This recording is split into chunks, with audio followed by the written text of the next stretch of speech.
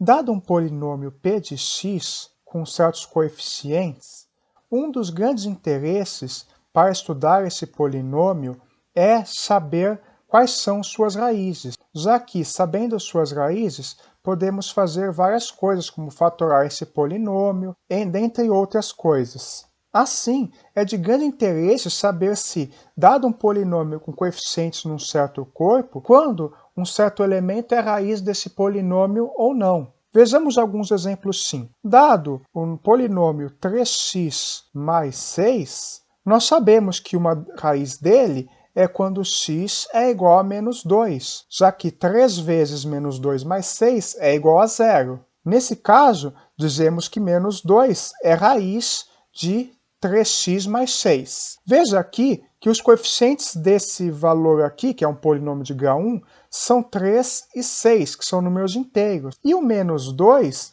ele é um número inteiro também, e é a raiz desse polinômio. Se pegarmos um outro polinômio, peguemos x ao quadrado menos 5x mais 6, as raízes desse polinômio são 2 e 3. Utilizando a fórmula de Bhaskara, encontramos facilmente esses valores. Observe aqui novamente, temos um polinômio de grau 2, com coeficientes inteiros, coeficiente 1, menos 5 e 6, que possui duas raízes, a raiz 2 e a raiz 3. Podemos pegar polinômios de outros graus, de um grau arbitrário, com coeficientes inteiros, por exemplo, e vamos obter vários outros tipos de raízes. Nesse caso, fica uma pergunta interessante.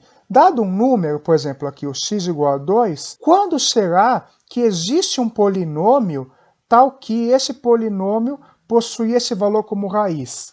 No caso, será que dado um valor x qualquer, eu sempre consigo encontrar um polinômio com coeficientes inteiros que tem esse número como raiz? Que aqui no 2, óbvio, se eu pego x igual a 2, eu encontrei um polinômio, que no caso é o x ao quadrado menos 5x mais 6. Podia ser um polinômio mais simples, eu podia pegar o polinômio x menos 2 de grau 1, e esse polinômio também possui 2 como raiz. Agora, será que eu consigo encontrar um polinômio com coeficientes inteiros tais que x igual a raiz de 2 é uma raiz desse polinômio? De fato, pegando a equação x ao quadrado menos 2, por contas básicas, conseguiremos observar que raiz quadrada de 2 é uma raiz desse polinômio x ao quadrado menos 2. E observe que seus coeficientes são inteiros. Mas agora, se eu pegar x igual a π, é possível mostrar que não existe um polinômio com coeficientes inteiros que possui π como raiz. Eu poderia pensar no polinômio x menos π até, polinômio de grau 1,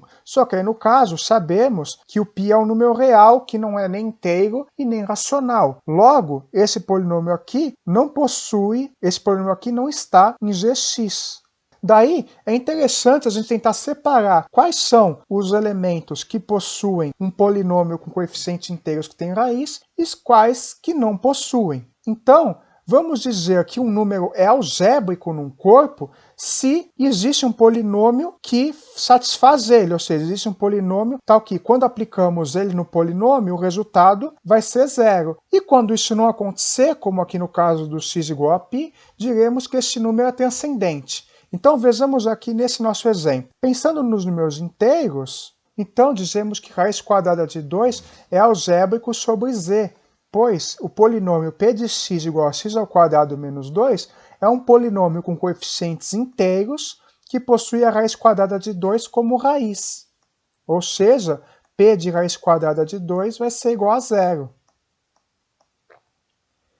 Da mesma forma, como esse polinômio aqui tem coeficientes inteiros, e em particular coeficientes que são racionais, esse número raiz de 2 também é algébrico sobre os racionais, ou seja, sobre Q.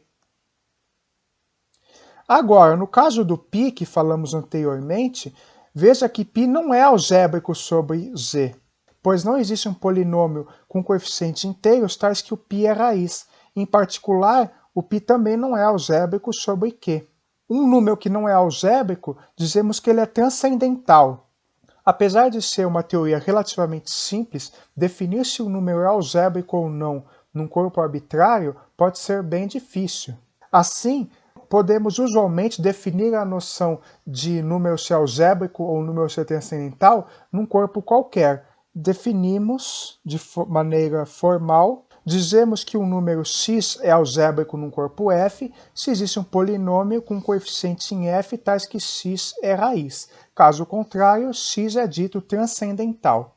Apesar de parecer uma definição relativamente simples, pode ser bem difícil provar se um número é algébrico ou não.